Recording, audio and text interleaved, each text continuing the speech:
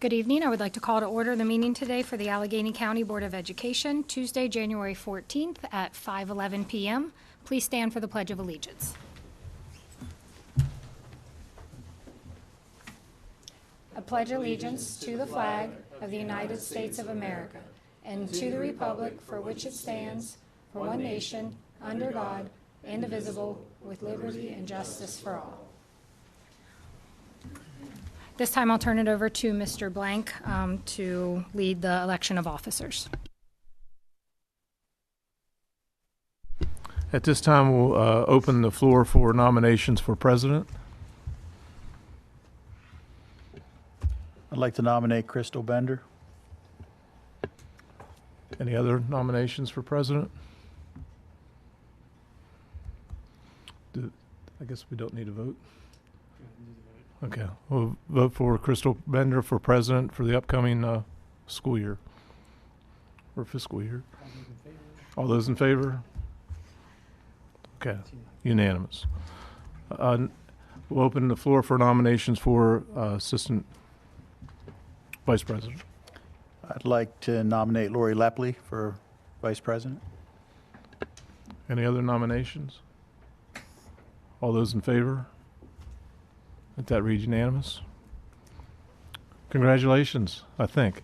Thank you, I think. All right, at this time, I'll turn it over to Mr. Llewellyn to read closed session summaries from executive sessions held on December 10th. The Allegany County Board of Education met in closed session on December 10th, 2024 at 4:00 p.m. here at the central office. The purpose of the closed session was to consult with legal counsel, discuss personnel matters, and engage in administrative function.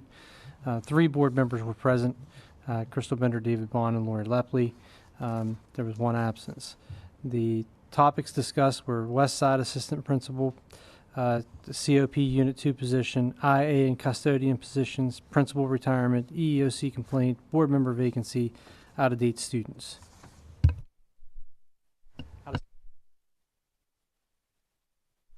Thank you, Mr. Llewellyn. Can I have a motion to approve the consent agenda? Motion to approve the consent agenda. Ms. Lepley? Second. Second by Mr. Green. All those in favor? Motion passes unanimously. Thank you. At this time, Dr. Callball will be presenting for the Maryland Report Card STARS rating.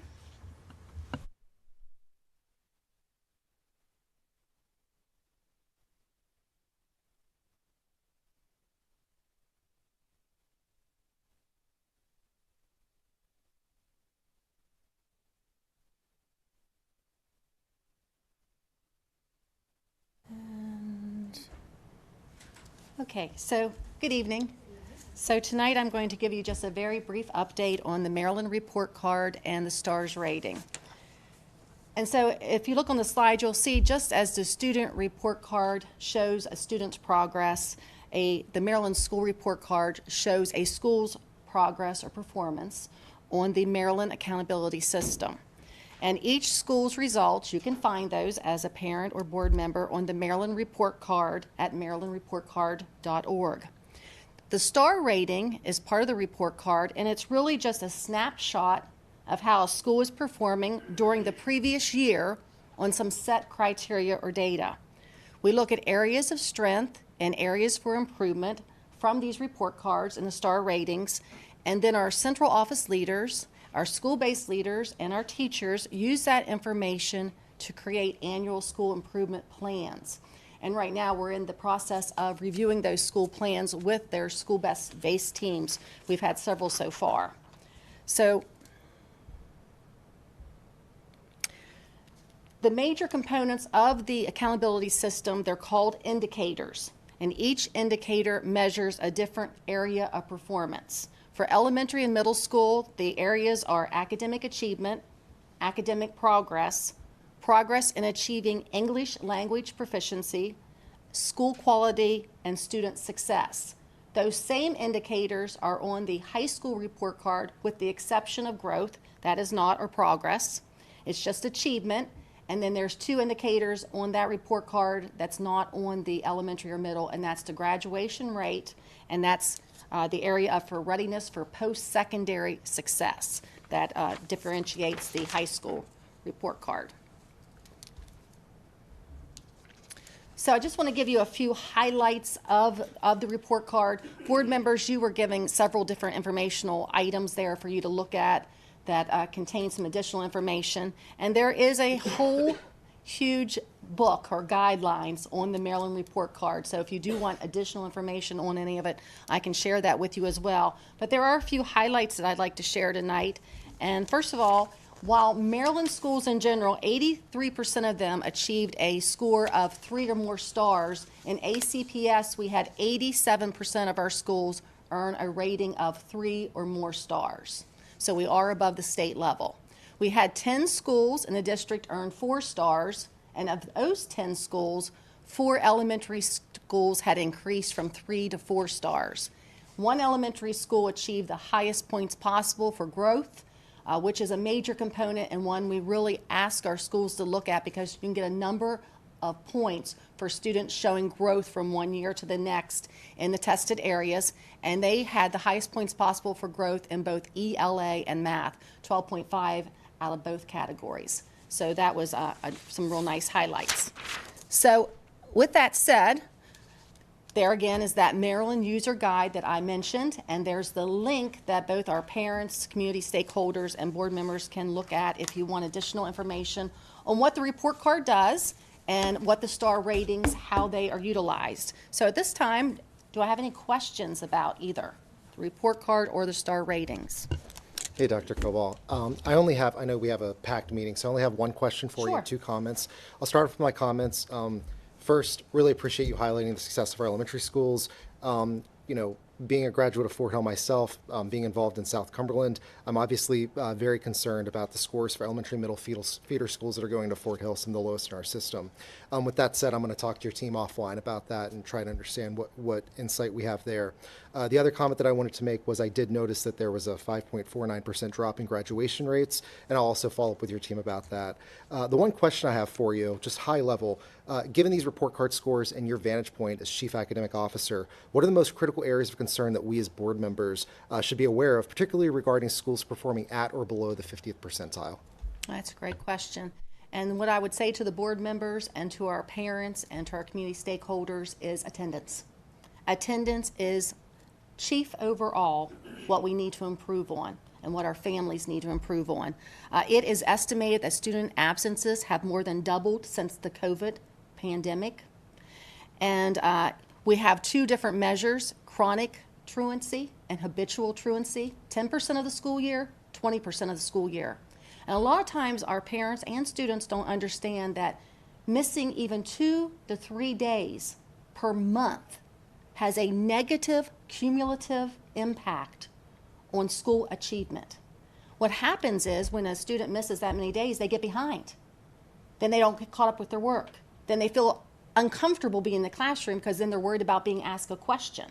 And then this has negative impacts on how well they perform on just their classroom assessments as well as the state assessments. So if there's any encouragement that I can give to our parents, make sure, unless there's a legitimate illness, that that child is in school every day, because attendance really counts. And research indicates that poor attendance is a chief indicator by middle school of students dropping out during high school. And it's a chief indicator of whether a student gets a diploma and finishes high school. And you mentioned about the decrease in graduation rate in ACPS. It is directly related to attendance. We have students who, once they hit 10 consecutive absences, they are not assessing their educational, what we have for them, and they are withdrawn sometimes from the school district. The parent requests for their withdrawal, and the MSDE actually asks us to look at those who are chronically absent for withdrawal. And that is what happened. We had a high number of students not access their educational services, and they were withdrawn. They didn't go into another school district or another state. They simply didn't access education. And that negatively impacts the dropout rate, and it's a double whammy. Then it affects our graduation rate. So great questions. Thank you for looking at that data. Yeah. Any other questions? No, thank you so much for that context. Really appreciate it. Okay, thank you. Thank you, Dr. Caldwell. Okay, next we have Mr. McKenzie and Mr. Huber with our audit update.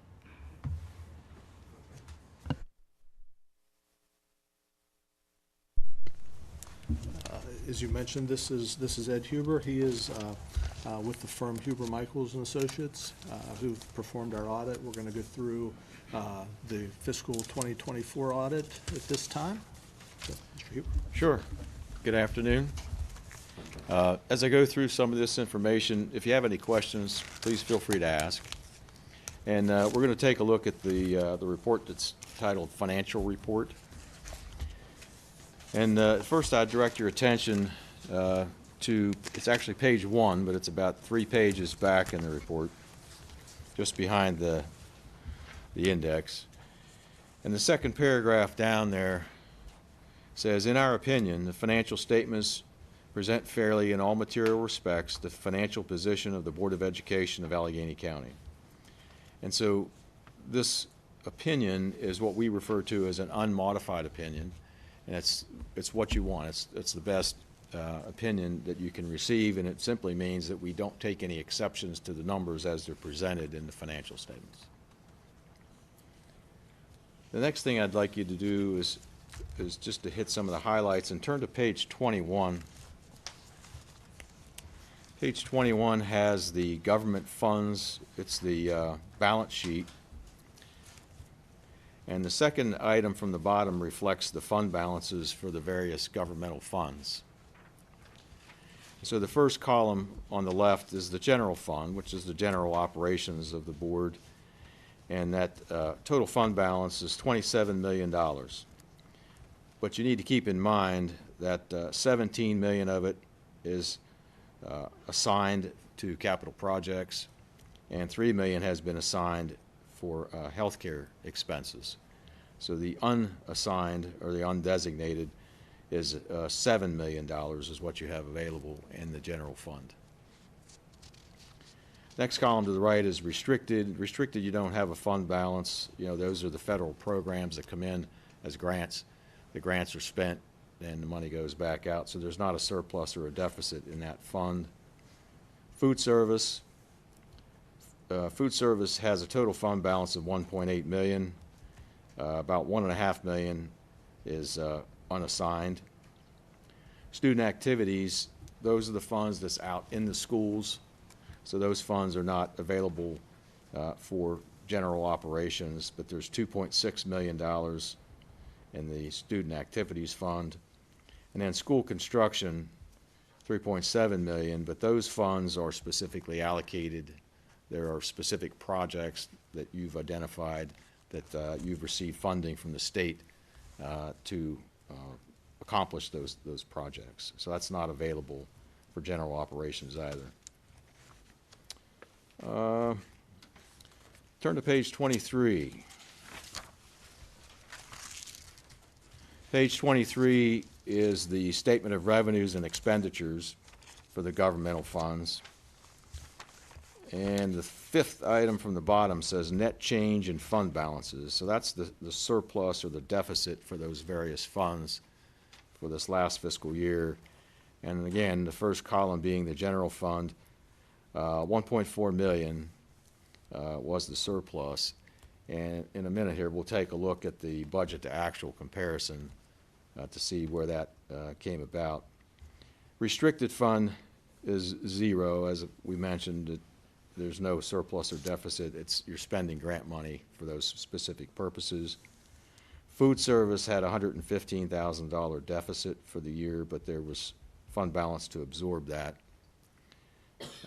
Student activities had a surplus of $36,000, which added to those funds out in the schools. And school construction had a deficit of $1.2 million, but there were funds in previous years that had been received and allocated for specific construction projects. So the fund balance is where that was absorbed as well. So let's go back to page 70 in the back. We have a comparison of budget to actual for the general fund, which is, as we said, the general operations of the board. So the first two columns there to the left are the budget, original budget, and then the final budget. The next column over says actual budgetary basis. Those are the actual expenses as they compare to the final budget. last column to the right is the variance between budget and actual. And up under revenues, state direct, there's a negative there of 1.2 million, but what you need to keep in mind is there was budgeted revenues that ended up coming through as restricted revenues. So you received the funding, but it was received in the restricted fund as grant money rather than coming through just as general operations money into the general fund. And then down below, under instruction salaries, you can see there's a surplus there of 1.2 million. Those two numbers are actually tied together in that the money didn't come into the general fund, came into the restricted fund. So you didn't receive the revenue, but you didn't have to incur those expenses in the general fund. Those expenses were incurred as restricted expenses. The other more significant item is instruction other, which was a positive variance of 900,000. And again, that goes back to there was grant money received that was expended rather than it coming out of the operations of the general fund. And then I guess the last item I'll mention is fixed charges. It was a positive variance of 1.4 million, which actually is the total, surplus for the year. But that had to do with, some of it had to do with the fact that the money was received in the restricted fund instead of the general fund. So there were savings as it related to payroll taxes and some of the payroll-related expenses as far as health care and retirement as well. And then there were savings, obviously, beyond just the 1.2 million payroll expenses, but there were savings as it related to those areas: payroll taxes, health insurance, health expenses, and retirement.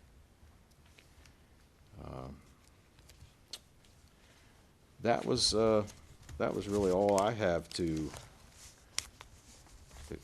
comment upon. I don't know if any of you have any questions. Any questions for Mr. Huber? Mr. Blank? No, we just want to thank you for all your work and your company's work helping us get through the audit. And I want to recognize Larry McKenzie and your staff, all the work that this takes to have it done here for our January meeting. Very much appreciated. So thank you both. Okay. Thank you all. Thank you, Mr. Huber. Thank you, Mr. McKenzie. At this time, we will move into hearing of constituents. And just a reminder that we do ask anyone speaking to limit comments to 5 minutes per individual. And I believe we have one person signed up, and I'm sorry, Sergeant Copeland? I'm not sure. Okay, I got that right? Okay. All right, you're up. Good evening, and thank you for having me. I'm Technical Sergeant Copeland. I'm an Air Force recruiter located in Lavelle, Maryland. I've been in this area for about a year. February makes a year in Lavelle. I have a 13-year active duty career on January 24th, actually. And in my area of responsibility, I do have a number of 28 schools, ranging from West Virginia all the way up to Pennsylvania as well as Maryland. So during my school visits, where it be lunchroom visits and classroom presentations when allowed, I have observed that the students at the schools have a minimal to no knowledge of the opportunities that the military has to offer. And I believe that because of that, they have a disadvantage of basically grasping opportunities that are available to them. So we do know that a lot of students are preparing to graduate and maybe go to 2-year, 4-year colleges, as well as trade schools. But I do speak to them often, and I noticed that when I ask them further information about how they see themselves basically gaining the goals that they want to, they don't have a timeline or a set of steps to take in order to achieve the goals that they want. And so I see this as extremely frightening, as well as they have a fear of the military. They believe that military service equates to death. So it's been quite sad, but also interesting when speaking with these students. So I wanted to speak to you today to propose that schools of Allegany County have a mandatory military presentation, whether that be once a school year, or whether they sign up, certain students, groups of students sign up throughout the year. Currently, I visit Allegany High, Fort Hill High School, and Mountain Ridge once a month on Wednesdays. Usually they are lunchroom visits, but for me, that is not enough time to overcome the fears, answer all the questions that they may have about the military, and then give them the information that they need so they can make a decision on whether they want to join the military or not. So I'm not here to boost recruiting numbers or anything like that, but I'm here because I'm also a career counselor. So a lot of students at the schools, you know, military may not be for them, and I have to be the same person who says, yeah, I think it's for you, as well as it's not. But I don't want to put them at a disadvantage if they just are misinformed about what we have to offer. Garrett County, I spoke with the Board of Education there. They have approved a 3-part military course for Northern and Southern Garrett High School. I believe that it is possible to also do that here. I'm very flexible, especially when it comes to students and the student body as well. I did look at the Maryland report card, and I know the post-secondary success. I'm not sure if that's for just the elementary schools or for the high schools as well, but if I interpret it right, if it's for the high schools, it's average based on the rest of the state, and I want to be able to contribute to that number become higher in the next couple of years. I am in the area for another 3 years, so I plan on building a relationship with students as well as the guidance counselors during my time, and then just making sure that they have every opportunity to success that they can. So again, thanks for having me. I tend to answer any questions if you want to dig deeper into my proposal and see how it works logistically. But yes, thank you and good evening. Thank you, Sergeant Copeland, and thank you for your service to our country. If any board members have questions, that's also fine. I think we'll start with directing you to Mr. Blank so that he can get you first in touch with the appropriate staff to see what the options would be and working something out. Do you have any? No. I have your information. If you're here afterwards, we can talk afterwards, but if you need to go, I have your information. I'll have the appropriate people on instruction over counseling probably to reach out to you first to collect your ideas and then see look at our programs and see if there's a possibility. Thank you, sir. Yep. Thank you. Thank you for coming in and for the donuts. I think a few of us enjoyed those during the meeting. Okay, moving on under new business, I'll turn it over to Mr. Llewellyn for first reading of food services policy. Yeah, before you, policy EF, this is the food services policy. We're simply adding non-discrimination language to this policy.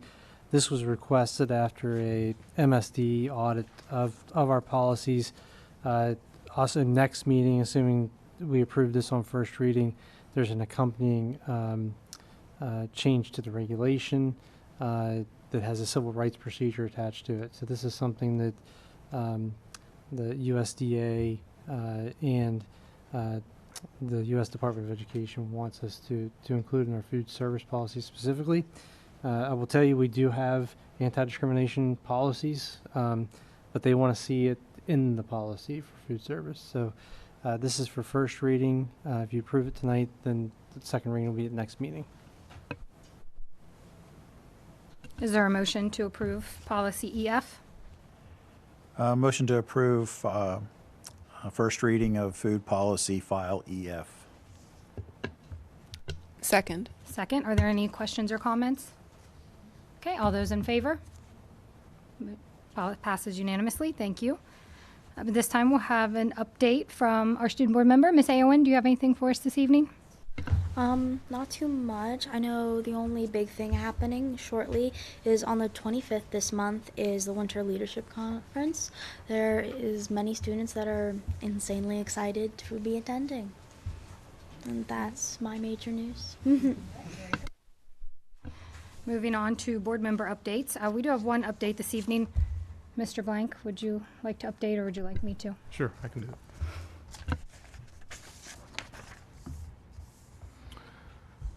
To our board members, in accordance with Section 4-201 of the Education article, please allow this letter to serve as a notice that I will not be seeking an additional term as superintendent of Allegany County Public Schools. It's been an honor and pleasure serving as a superintendent, and there'll be more to come. We still have a lot of work to do, so. Wow, I don't think any of us were excited to hear that announcement come in. We do understand, and we want Mr. Blank to retire and enjoy whatever he has in the future, but we don't have to be sad just yet. He has 5.5 months or so left with us, so we're going to keep him working very hard until that time. And moving forward, there will be more information from the board as far as conducting a search to find his predecessor. Are there any other board member updates? Ms. Lepley? Yes. I just want to remind everybody that our legislative session, well, it's now in session, and I can't find exact numbers, but it seems like there were 2,728 bills that were introduced last year, and 1,053 passed both chambers. There were 4 vetoes, and 1,049 signed into law. And I couldn't find any information about how many pertain to education, but MSDE tracked 275 bills. So I just want to remind everybody that you can contribute to hearings with letters. You can travel to Annapolis, or you can do it by Zoom. So it's important for everybody to get involved. And I guess, I don't know, we already have, I think, 300 bills so far. So, that's it. Thank you, Ms. Lepley. Any other board member updates? Mr. Green? Hi, everyone. Just want to introduce myself as this is my first public meeting. Really excited already. I'm not excited about Mr. Blank's retirement, as that'll be a lot of work, as Crystal alluded to. But wanted to say that very happy to be here. I appreciate the faith the voters put in me, and always have an open door. Please reach out to me via email if you have any questions or think I can be of any assistance. Whether you're a teacher in the system, a parent, a student, or staff here in the central office, I'm here to serve you. So thank you so much. And I also want to say, the board has been incredibly welcoming. It's been a great working relationship we've already built, and I'm really looking forward to what we can do over the next 4 years. Thank you so much. Dr. Bond, you're left. You got anything to say today? To quote my friend Bob, I got nothing. All right. Motion to adjourn, please. Motion to adjourn? Second. Second. All those in favor? Thank you all. Have a good evening.